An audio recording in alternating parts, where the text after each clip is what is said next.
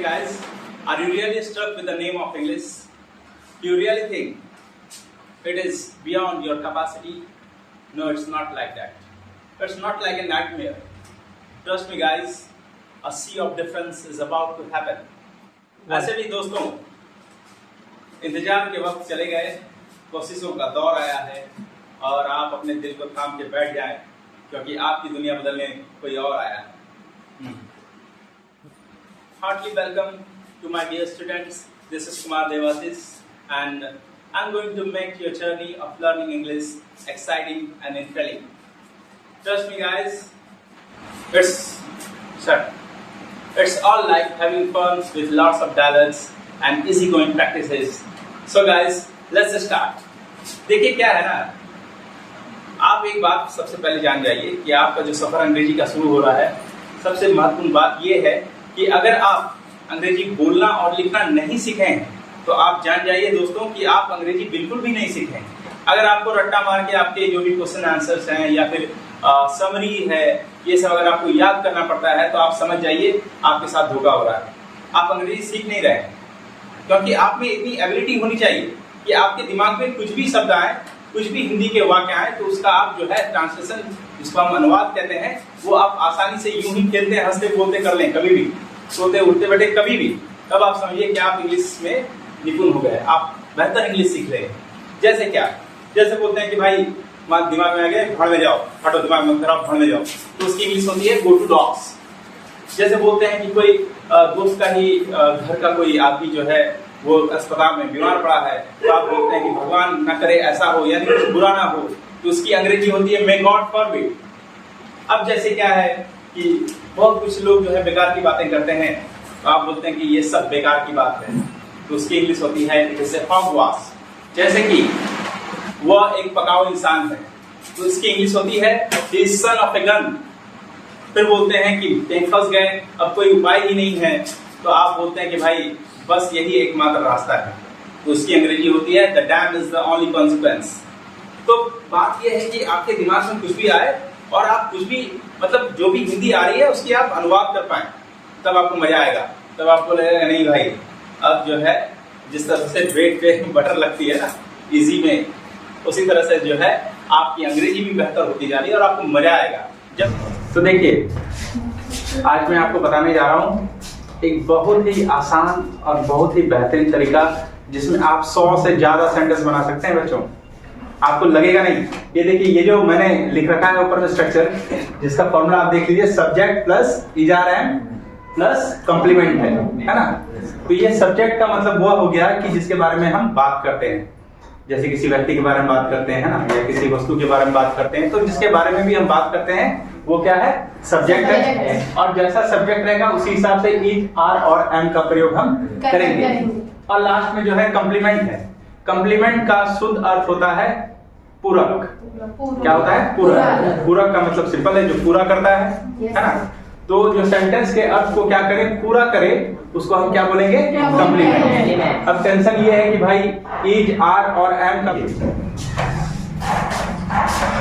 अगर आप आई लिखते हैं तो आई के साथ लगेगा एंड, अगर आप ही लिखते हैं या सी लिखते हैं या इट लिखते हैं या किसी का नाम लिखते हैं या नहीं, तो माय के साथ अगर आपका नाउन आता है, ठीक है, तो माय मतलब माय और बाप नहीं माय मतलब मेरा है ना।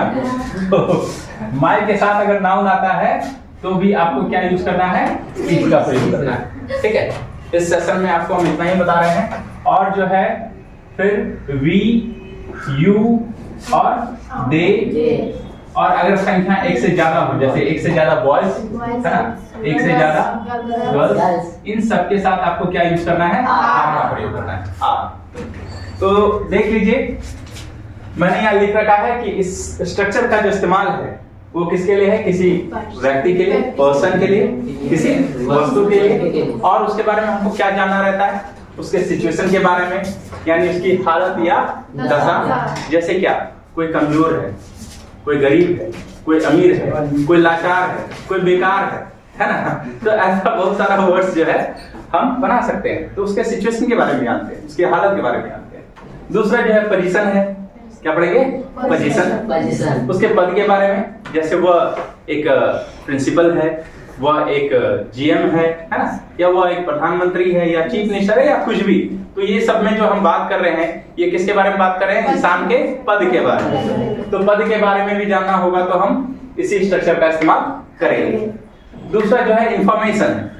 इंफॉर्मेशन का मतलब हो गया जानकारी, है ना। जानकारी मतलब क्या? जैसे अगर आपसे पूछेगा कोई कि भाई आप क्या करते हो, तो क्या बोलोगे? सुबह पढ़ते हैं, रात में नींबू बेचते हैं, है ना। मतलब जो भी बताओगे, अगर नींबू ही बेचते हो या तुम पढ़ते हो तो वो तुम्हारा पर्सनल इंफॉर्मेशन हो गया, है ना। तो तुम अपने बारे में जानकारी प्रदान करते हो तो दे सकते हो, कोई इशू नहीं है। तो देखिए, आज देखिए मैंने कहा कि आज जो है पहला सेशन है और आप 100 से भी ज्यादा सेंटेंस आप बना सकते हैं। और यूं कहा जाए तो आज आप पहले ही दिन, डे 1 के दिन ही 100 से ज्यादा सेंटेंस या 100 लाइन से ज्यादा वाक्य जो है आप खड़े होकर पोडियम पे आप बोल सकते हैं इंग्लिश में। आपको पता है, लेकिन क्या है, इस स्ट्रक्चर के बारे में सबको पता है, लेकिन आपको पता नहीं है तरीका कि कैसे करना है। तो आज देखिए बहुत इजी मेथड में मैं आपको बताने जा रहा हूँ। तो देखिए पहला सेंटेंस है, मेरा नाम राहुल है। तो मेरा का इंग्लिश क्या होगा? माय। नाम का इंग्लिश हो जाएगा नेम। माय थोड़ा सा अजीब लगता है नहीं? माय बाप घर से बाहर तो वो वाला माय नहीं है, आदत मेरी खराब हो गई है। जो भी हो, माय नेम है का इंग्लिश क्या होगा भाई? अभी देखिए माय के साथ अगर नाउन आएगा तो आपको क्या लिखना है? इज लिखना है। तो यहाँ पे लिखेंगे माय नेम इज। लास्ट में क्या है? कॉम्प्लीमेंट। कॉम्प्लीमेंट क्या है भाई? राहुल। तो यहाँ पे लिख देंगे राहुल। देखिए अगर ये राहुल नहीं लिखते हैं ना तो मेरा नाम है, मेरा नाम क्या है पता चल रहा है क्या? यानी सेंटेंस का पूरा नहीं होगा। तो यहाँ पे लिखे माय नेम इज राहुल, तो सेंटेंस क्या हो गया? कंप्लीट। दूसरा देखिए, मैं एक विद्यार्थी हूँ। मैं का इंग्लिश क्या होगा? आई। हूँ का इंग्लिश क्या हो जाएगा भाई? एक साथ लगेगा। तो आई एम। कॉम्प्लीमेंट क्या बचा? एक विद्यार्थी। एक का इंग्लिश हो जाएगा और फिर जो है स्टूडेंट। दूसरा देख लीजिए, मेरे स्कूल का नाम गणपत सिंह है ना। तो मेरे का नाम क्या हो जाएगा? मेरे का इंग्लिश माय। फिर क्या है? स्कूल। कॉलेज। तो यहाँ पे लिख देंगे क्या? स्कूल। ये कॉलेज नहीं है, ये स्कूल है, माय स्कूल।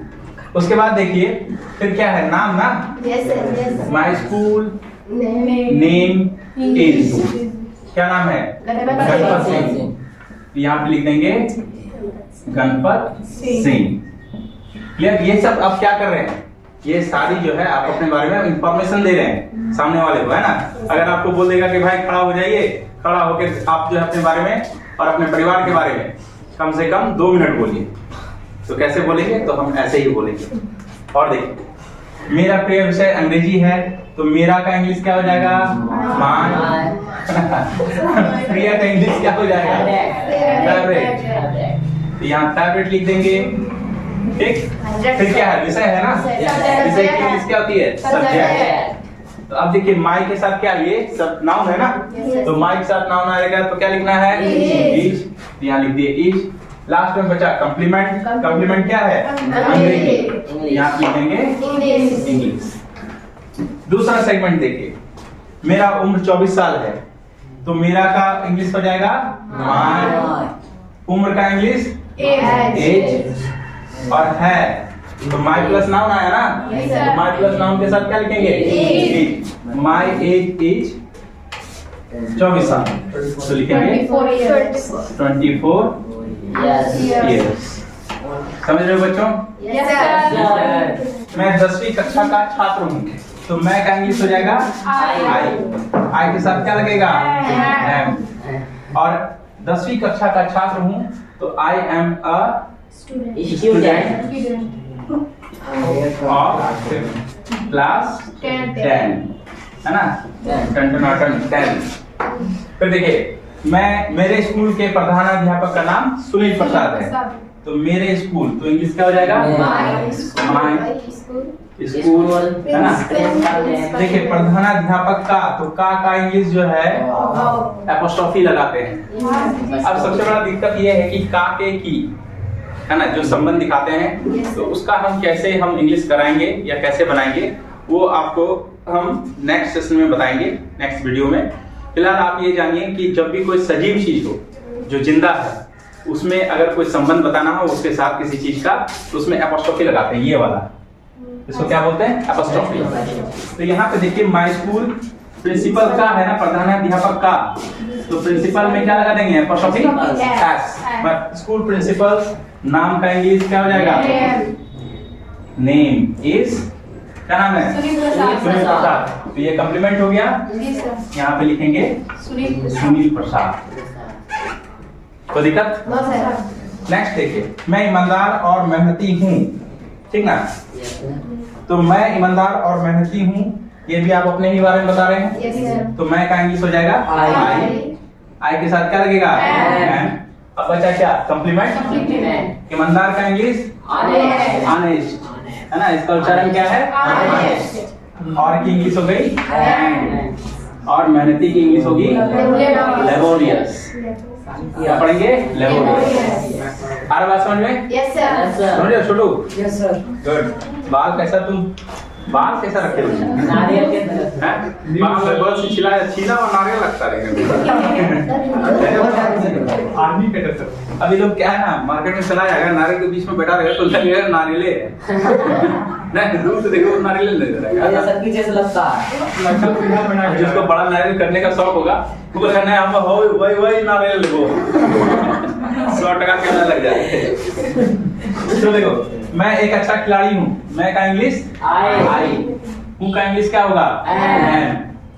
एक का इंग्लिश हो जाएगा अच्छा का इंग्लिश होगा गुड, और खिलाड़ी का इंग्लिश होगा प्लेयर। तो ये सारा देखिए 9 सेंटेंस हम लोग बना चुके हैं। कितने बनाए, 9। अब एक लास्ट है, मेरा स्कूल बहुत सुंदर है, तो मेरा का हो जाएगा माय। स्कूल का तो स्कूल होगा माय स्कूल। अब देखो है का इंग्लिश क्या हो जाएगा जी, इज। बहुत सुंदर, बहुत का इंग्लिश होगा वेरी, और सुंदर का इंग्लिश हो गया ब्यूटीफुल। तो हम इस छोटे से स्ट्रक्चर के द्वारा आज पहले ही दिन कितना बनाए, अभी 10 बनाए। हम इस पे 100 सेंटेंस बनाएंगे। कितने बनाएंगे, 100। आपको यकीन नहीं होगा, है तो बहुत छोटा क्या, लेकिन ऐसा जो पैटर्न है वो पैटर्न शायद अभी तक आपको किसी ने बताया नहीं है। अभी देखिए इसमें और क्या बन सकता है, और देखिए क्या, अब आपने अपने बारे में लिखा, आप अपने परिवार के बारे में लिख सकते हैं। जैसे क्या हो सकता है, सब लोग देख लिए ना, बढ़िया से देख लीजिए, कोई दिक्कत है इसमें? देखिए अब आपने क्या किया था, आप अपने बारे में बताए थे। अब देखिए इसी पैटर्न पे आप अपने पिताजी के बारे में बता सकते हैं। जैसे मेरे पिता का नाम सोहन है, ठीक है, सोहन सिंह। तो यहाँ पे क्या हो जाएगा इसका ट्रांसलेशन, मेरे पिता, तो माय प्लस नाउन, यहाँ क्या लिखेगा, my father's, my father's name is क्या है, सोहन सिंह। सोहन सिंह है, सोहन सिंह, समझ रहे हैं? दूसरा देखिए, अब आप इंफॉर्मेशन दे रहे हो, किसी न किसी पद पे होंगे, या कोई नौकरी कर रहे होंगे, या बिजनेस कर रहे होंगे, तो आप लिख सकते हैं मेरे पिता एक अभियंता हैं, ठीक है, मेरे पिता एक अभियंता है। तो मेरे पिता का इंग्लिश क्या होगा, माय फादर, है ना। है का इंग्लिश क्या हो जाएगा, इज। और एक अभियंता, अभियंता की इंग्लिश होती है इंजीनियर, और इंजीनियर का ई वॉवेल है तो क्या लगा देंगे, ठीक है। और देखिए मेरे पिता का उम्र, मेरे पिता का उम्र 50 साल है, ठीक है। तो आप क्या लिखिएगा, माय फादर्स एज कितना, 50 साल। यहाँ पे इंग्लिश हो जाएगी 50 इयर्स। आ रहा है समझ में? और देखिए क्या सर, हाँ वहाँ पे एपोस्ट्रोफी एस काहे नहीं लगा है? कहाँ पे? मेरे पिताजी एक अभियंता है। तो पिताजी देखो यहाँ पे सेंस क्या है, पिता का नाम, यहाँ पे क्या वर्ड है, का है ना। इस का की इंग्लिश होती है क्या, एपोस्ट्रोफी एस। लेकिन पिता एक अभियंता है, इसमें का बोध हो रहा है क्या, कोई संबंध दिखा रहे हैं? ठीक है, कोई दिक्कत नहीं, क्वेश्चन पूछा करो, है ना। डाउट क्लियरिंग क्लास है ये। देखिए होता क्या ना, कोचिंग करने का मतलब ये हुआ कि जिस सेगमेंट की बात या चर्चा क्लास में हो रही है उससे जुड़ा हुआ हर एक प्रॉब्लम उसी क्लास में सॉल्व हो जाना चाहिए। क्या ये नहीं कि घर पे भी मेहनत कर रहे हैं, कोचिंग में भी मेहनत कर रहे हैं, कोई मतलब ही नहीं हुआ है कोचिंग पढ़ने का। क्या सिलेबस आ गया, समझ आ रहा, देख रहा, बड़ा टेंशन में देख रहा। चलो देखो, मेरे पिता का उम्र 50 साल है और देखो मेरे पिता मेहनती और विनम्र है, ठीक है। तो मेरे पिता, तो क्या हो जाएगा इंग्लिश? माय फादर है का इंग्लिश क्या हो जाएगा? कंप्लीमेंट क्या बचा? मेहनती और विनम्र। तो इंग्लिश क्या लिख सकते हैं? Laborious and honest. समझ रहे हो ना? तो इस प्रकार से देखो कि हम लोग कितना लिखे, 14 लिखिए। और आगे मैंने लिखा है मेरे पिता एक अच्छे वक्ता है, तो मेरे पिता का इंग्लिश क्या होगा? माय फादर, है ना। है का इंग्लिश क्या हो जाएगा? इज। और एक का इंग्लिश हो जाएगा अच्छे का इंग्लिश क्या हो जाएगा? गुड। और वक्ता का इंग्लिश हो जाएगा स्पीकर। तो मेरे ख्याल से सारा काम मुझे नहीं करना चाहिए, ज्यादा से ज्यादा काम आपको करना चाहिए। मैंने आपको तरीका बताया है, आपको पैटर्न बताया कि कैसे आप अपने बारे में और आप अपने परिवार के जुड़े लोगों के बारे में, या आप चाहे वो आपका दोस्त क्यों ना हो, चाहे आपके चाचा हो, चाची हो, दादा हो या दादी हो, ऐसे 10 लोगों को पकड़ लीजिए जिनके बारे में आप बहुत अच्छे से जानते हैं, और इसी पैटर्न पे आप 100 सेंटेंस बनाइए। कितने बनाएंगे? 100 सेंटेंस। बनेगा कि नहीं? Yes sir. तो पहले दिन बाजी मार दिए। Yes sir. ज्यादातर लोगों को बहुत दिक्कत होता है कि कैसे सेंटेंस बनेगा, तो आज मुझे लगता है इस पैटर्न पे बहुत लोगों ने पहले पढ़ाई भी की होगी, लेकिन ये जो तरीका है ये एक नया तरीका है जो आपने अभी तक देखा नहीं था। आपको लगता है ना कि आप इंग्लिश सीख सकते हैं?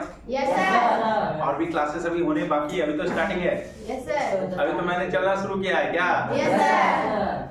चलो ठीक है फिर, थैंक यू। एक शायरी सुनाइए सर लास्ट में। सारी सुना दिए हैं पहले।